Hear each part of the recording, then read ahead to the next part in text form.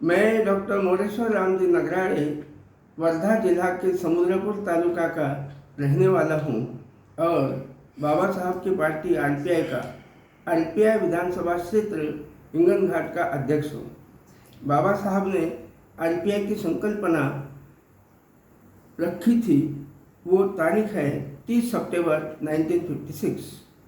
उसके 66 दिन बाद बाबा साहब का महापरिनिर्वाण होने से उनके बेटे भैया साहब ने अपने साथ 6 साथियों को लेकर 3 अक्टूबर 1957 को आरपीआई का गठन किया।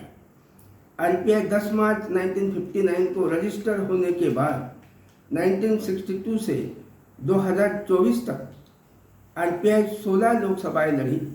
ये 16 लोकसभा लड़ते वक्त 4 राष्ट्रीय अध्यक्षों ने काम किया, फिर भी बाबा साहब के सपने के मुताबिक काम नहीं हो सका। सन 2029 में बाबा साहब का आरपीआई के बारे में जो सपना था वो पूरा हो, ऐसी उम्मीद कर यह वीडियो मैं प्रस्तुत कर रहा हूँ। कृपया सुनिएगा।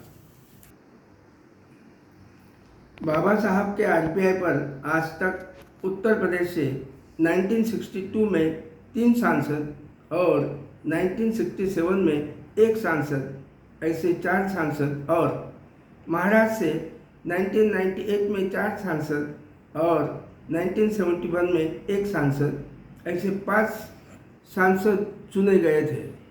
बाबा साहब का आरपीआई भारत की कुल 16 लोकसभाएं लड़ने के बाद सिर्फ 4 लोकसभा में सांसद चुन के आए, ऐसा दिखाई देता है।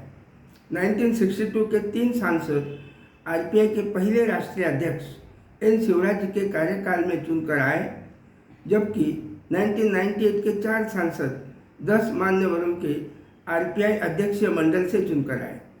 1967 में जो 1 सांसद उत्तर प्रदेश से और 1971 में 1 सांसद महाराष्ट्र से, ऐसे 2 सांसद चुनकर आए थे, वो दादा साहेब गायकवाड़ जी के राष्ट्रीय अध्यक्षता में चुनकर आए थे। मतलब 1962, 1967, 1971 और 1998 ये 4 लोकसभा ही बाबा साहब के आरपीआई को सांसद दे सकी।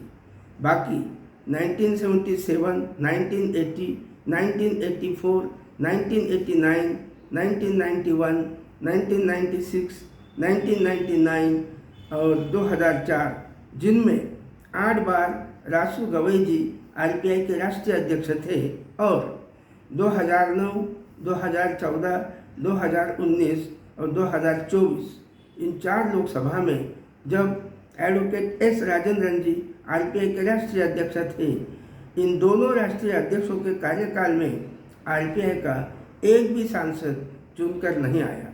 1959 को आरपीआई रजिस्टर होने के बाद 1962 से आरपीआई लोकसभा इलेक्शंस लड़ रहे हैं।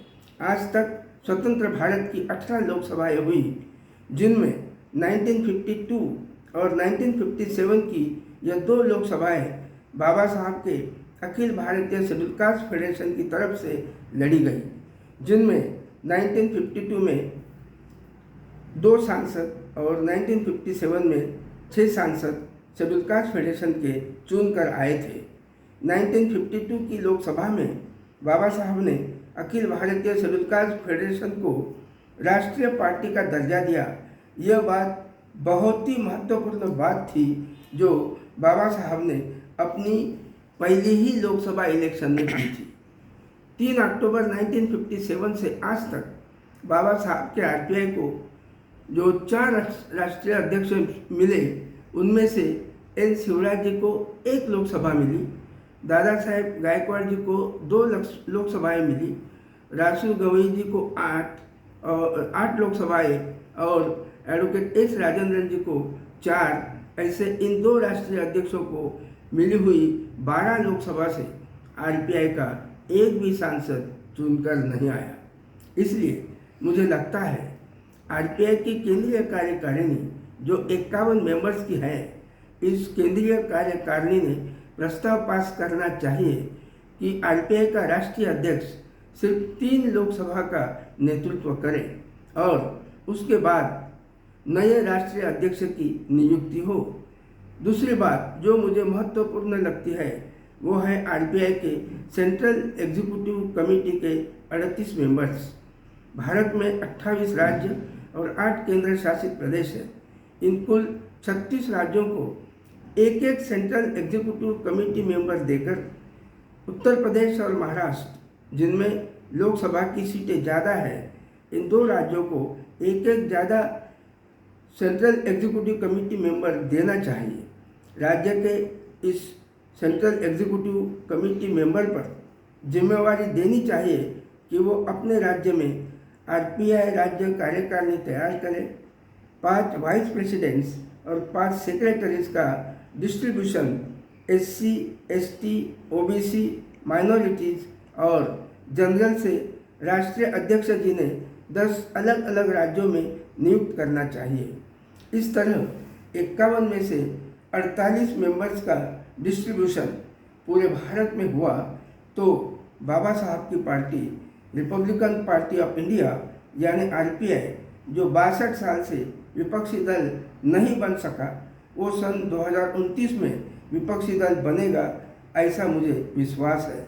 बाबा साहब का आरपीआई आज तक विपक्षी दल क्यों नहीं हो सका, इसका कारण जो मुझे दिखता है वो कारण है जिस तरह 1962 की लोकसभा में 68, 1967 की लोकसभा में 70 और 1996 की लोकसभा में 56 उम्मीदवार खड़े किए दिखते हैं।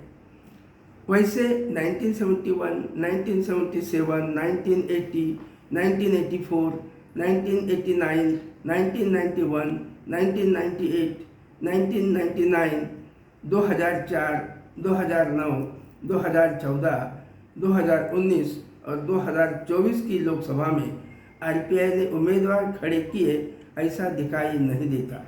खासकर रासू गवई साहब के कार्यकाल में 1977 में 5, 1980 में 32, 1994 में 2, 1989 में 23, 1991 में 14, 1999 में भी 14 और 2004 में 18 उम्मीदवार खड़े किए, ऐसा दिखाई देता है।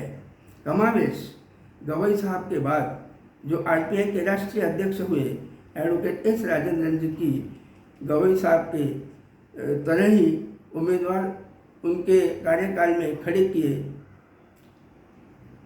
पर यह दोनों राष्ट्रीय अध्यक्ष यानी रासू गवई जी, जिन्होंने 8 लोकसभा का नेतृत्व किया और एडवोकेट एस राजेंद्रन जी जिन्होंने 4 लोकसभा का नेतृत्व किया, इन दोनों राष्ट्रीय अध्यक्षों के 12 लोकसभा में से आरबीआई का एक भी सांसद चुनकर नहीं आया। इसलिए 2025 से 2028 तक होने वाले राज्यों के विधानसभाओं के इलेक्शन में राज्यों के अध्यक्षों को आरबीआई के राष्ट्रीय अध्यक्ष जी ने सूचित करना चाहिए कि जिन राज्यों में विधानसभा इलेक्शन होने वाले हैं उन राज्यों में अपने राज्य में आरबीआई को विपक्षी दल बनाने की कोशिश करें। भारत का जो राज्य इसमें कामयाब होगा वही राज्य का अध्यक्ष सन 2029 की लोकसभा के लिए आरबीआई का राष्ट्रीय अध्यक्ष होगा, क्योंकि वही राष्ट्रीय अध्यक्ष 2029 की लोकसभा में बाबा साहब के आरबीआई को दिलो जान से विपक्षी दल बनाने की कोशिश करेगा। बाबा साहब का सपना तभी पूरा होगा जब आरबीआई भारत की लोकसभा में विपक्षी दल होगा। जय भीम। आपका शुभचिंतक डॉक्टर मोरेश्वर रामजी नगराळे, अध्यक्ष रिपाई विधानसभा क्षेत्र हिंगनघाट, जिला वर्धा।